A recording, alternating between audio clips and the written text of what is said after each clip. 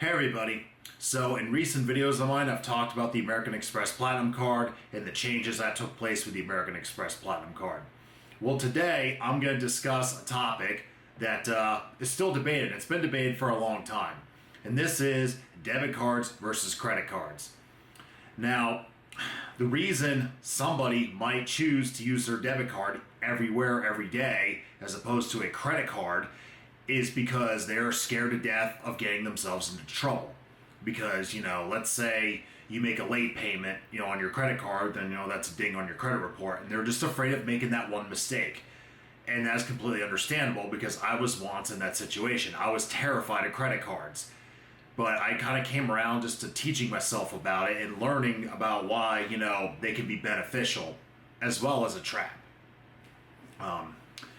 Now, the convenience with a debit card, of course, is that when you spend the money, it comes right out of your bank account. You don't have to pay a bill later. So, you can only spend what you have and you can't go over. Well, maybe you can go over, but you'll probably pay an overdraft fee. But, generally speaking, you can only spend what you have. As far as a credit card, let's say you get a $10,000 limit, you can spend $10,000 and all of a sudden you're $10,000 in credit card debt because, you can't pay it back. But if you're paying your bill every single month, then you would be better off using your credit card. And as far as debit cards go, and I'll give my personal opinions on this, it doesn't mean you have to agree with them, but these are just my opinions. The reason I do not ever use a debit card when I'm out and about is because I could swipe my card through a skimmer, or someone could just steal the information on the debit card. Then all of a sudden my bank account is getting seized. Meaning they're taking funds out of my bank account. Well, when it's a credit card, well, that same exact scenario can happen. It's the bank's money. It's not my money. So since I'm using other people's money when I'm out and, just shopping, I don't have anything to worry about. All I have to do is call the credit card company and just explain what happened, and they will freeze the card so no further activity can take place, and they will investigate the scenario that took place, and odds are I will be just fine. Now, that happens with a debit card. Well, you can get your money back, but you may have to wait a little bit of time, and that time can vary. I think they say it's a few weeks on average. I'm not 100% sure what the exact time frame is on a debit card, but regardless of what the time is, the big problem is that's your money. So let's say your debit card got hacked, online, in person, wherever.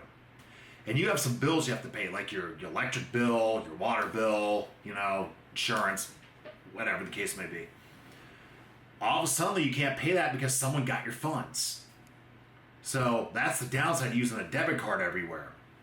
Now, of course, you can make the argument, I just pay cash everywhere, which, that's something some people do, but that's not really part of this particular topic. But it is good to carry some cash around, regardless of whether you love credit cards or debit cards. So if you can carry some cash around, I recommend that. Just not like, thousands of dollars, but some. Anyway, I know a few people that got their debit cards hacked, put through skimmers, and up to $900 was taken from them, and that's a good chunk of change when you lose $900 just because you put it through a skimmer. And all you were doing is just going to, let's say, Target, and you're just buying some groceries, and then all of a sudden, your bank account gets hacked and you're out $900 more. It's those are the scenarios I personally think about when I'm out and about, whether I'm going to use a debit card or a credit card.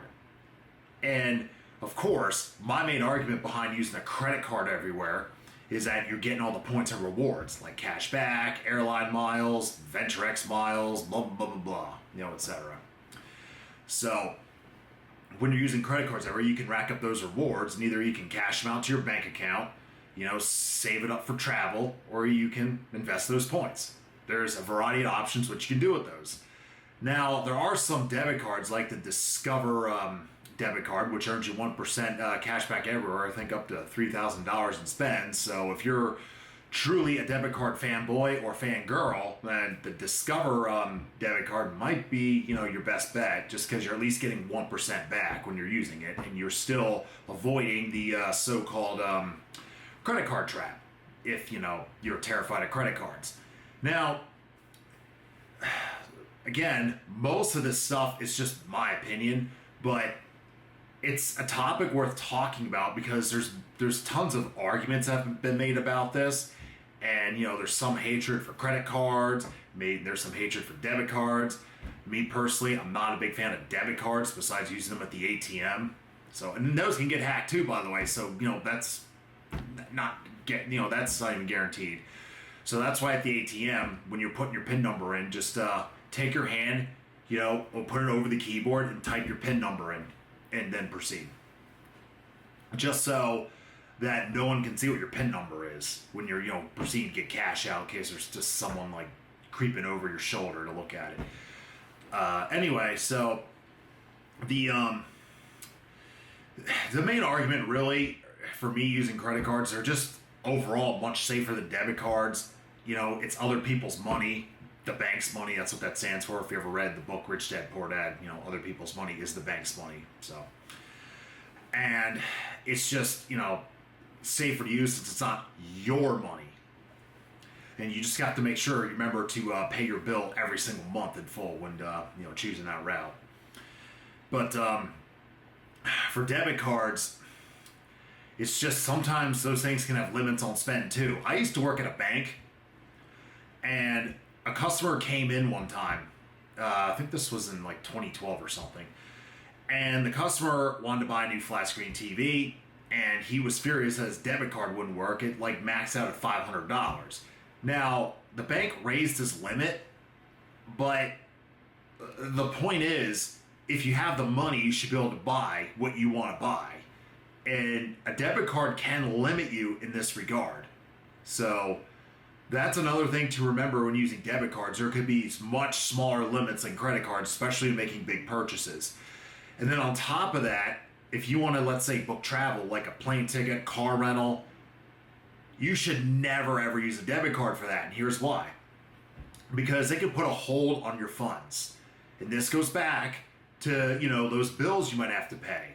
So all of a sudden, if you have a hold on your funds and you have bills due, it's like then you run to a world of trouble where, you meant to spend $500 and then they're holding $500 more as an example. That's $1,000 versus $500. If you use a credit card, yes, they can put a hold on it, but that's other people's money. It's not your money. So, I hope this is making a little more sense in my argument. Now, again, you have a right to your own opinion. You don't have to agree with anything I said. You can feel free to disagree or agree. Doesn't matter. But I'm just trying to show some differences with credit cards and debit cards and the argument of, why one's bad, why one's good, or, vice versa. I both have advantages and disadvantages at the end of the day. But the really important thing is to understand the fundamental differences between the two and what the two are meant to do. And if you're let's say you have no credit history and you're 18, 19 years old, would I say, just go get a bunch of credit cards and, and then just start using them everywhere? No, I wouldn't recommend that. I would recommend, though, finding videos on YouTube and just learning about credit cards so you get a better understanding of it, then eventually get your first one and just treat it like a debit card so that way you don't get into trouble. You have an automatic payment plan set up so you're avoiding late fees, so for the minimum due, just to avoid that late fee and taking a ding on your credit report. And then when you get a better understanding of credit cards, your credit is going to build up, and then you're going to have access to better things like lower interest rates for big purchase like cars, homes, and vice versa.